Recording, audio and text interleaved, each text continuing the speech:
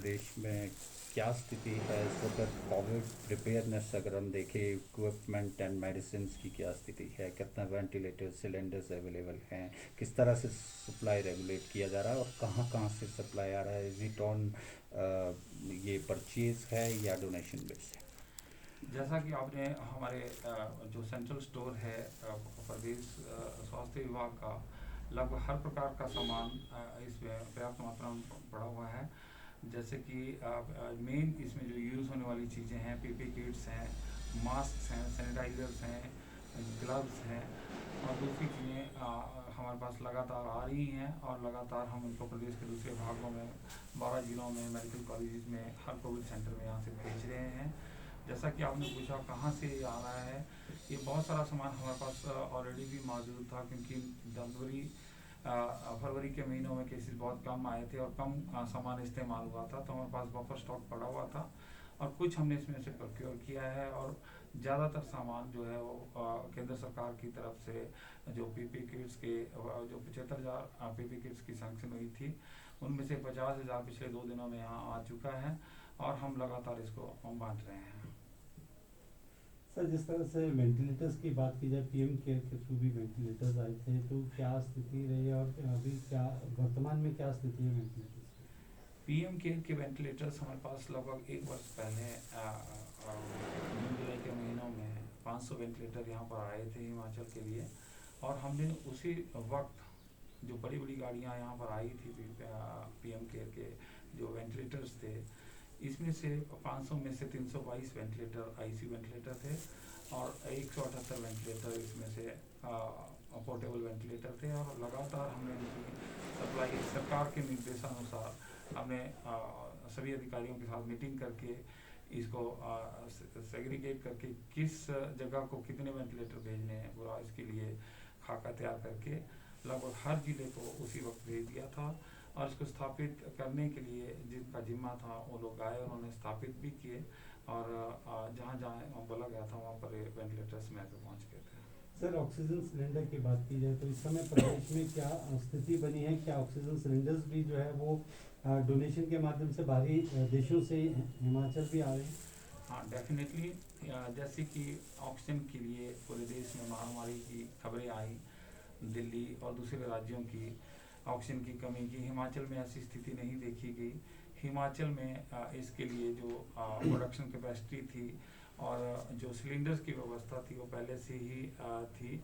और क्योंकि कुछ दिनों से 15-20 दिनों से मामलों में बहुत बढ़ोतरी हुई, तो लोगों में चिंता थी कि सिलेंडर्स की कमी ना हो, इसके लिए प्रयास किए गए और सिलेंडर्स का प्रबंध किया गया। बहुत सारे सिलेंडर्स भारत सरकार की तरफ से भी हमें मिले और विदेशी सामान जिस तरह से भारत के लिए आ रहा है दिल्ली में, वहाँ पर सेग्रीगेट करके लिए वहाँ करके बाकी प्रदेशों में जो बाहर से सप्लाई आ रही भेजी जा रही है, जिसमें से बहुत सारी सप्लाई हिमाचल को भी आई है, जिसमें से सिलेंडर्स, वेंटिलेटर्स और दूसरे उपयोगी सामान जो रेगुलेटर यहाँ मिल नहीं रहे थे, लगातार उनका आना जारी है। और अभी बहुत सारे गाड़ियाँ जो पाइपलाइन में हैं और लगातार उसी प्रकार से हम उनको फील्ड में भेज रहे हैं। कोविड मेडिसिन का क्या स्टेटस है, जैसे रेमडेसिविर खासकर? हाँ, मेडिसिन हमारे पास पर्याप्त मात्रा में, आपको जैसे मालूम ही है, इसमें बहुत सारी बहुत सारी दवाइयाँ इसमें इफ़ेक्टिव नहीं होती। जो दवाइयाँ इफ़ेक्टिव हैं इसमें कारगर, उसके लिए लोगों को जैसे पॉजिटिव आता इसकी दवाई लिखी जाती है, लेकिन जो रेमडेसिविर और इस तरह की जो महंगी दवाइयाँ हैं, बहुत ज़्यादा इनका रोल नहीं है। और जो बहुत सीरियस पेशेंट्स हैं, बहुत कम जो लोग होंगे, उनके लिए इसकी ज़रूरत पड़ती है। और हिमाचल में रेमडेसिविर जैसी जो दवाइयाँ हैं वो शुरुआत से ही मौजूद रहीं, यहाँ पर कभी भी इसके लिए मारामारी नहीं हुई। और ज्यों ज्यों डिमांड इसकी हो रही है, लगातार इसकी प्रोक्योरमेंट भी हो रही है और केंद्र सरकार से भी हमें इसकी सप्लाई मिल रही है। और कुछ इंजेक्शंस हमें यूएस से भी आए हैं, अमेरिका से भी आए हैं। सर, वही यदि बात करें, जिस तरह से आपके ऊपर पूरी जिम्मेदारी सौंपी गई है कि जो बाहरी देशों से जो सामान आएगा उस पर जो वो टैक्स फ्री भी रहे और सामान जो है वो सही ढंग से हिमाचल पहुंच सके, तो कौन से ऐसे देश हैं जहां से अभी तक सामान आया है और फर्दर कितने तैयार हैं अगर मामले ज़्यादा बढ़ते हैं तो कितना हमारे पास स्टॉक है और कितने समय तक हम उस स्टॉक से लड़ सकते हैं? ये जो सामान आ रहा है विदेश से, इस ये पूरा के देश के लिए आ रहा है, उसमें टैक्स एग्जम्पशन जैसी कोई बात नहीं है।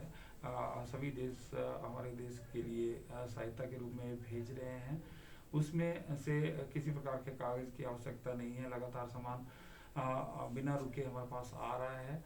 लेकिन जो मुझे नोडल ऑफिसर बनाया गया है, जिसके लिए टैक्स एग्जम्पशन की बात की जा रही है, वो जो विदेशों में रह रहे एनजीओस हैं, दूसरे संगठन अगर प्रदेश के लिए कोई सामान भेजना चाहते हैं, तो उनको जो कस्टम्स और दूसरी जगह में जो दिक्कतें आएंगी, उनके लिए मेरा नंबर, मेरी मेल और मुझे इसके लिए अधिकृत किया गया है कि उनके कागजात देख के उनकी जो सामान आना है उसकी लिस्ट वेरिफिकेशन, मटीरियल की वेरिफिकेशन करके, उनके जो पेपर चेक करके उनको एनओसी जो टैक्स एग्जम्पशन की बात है वो मैं यहाँ के करके दूंगा।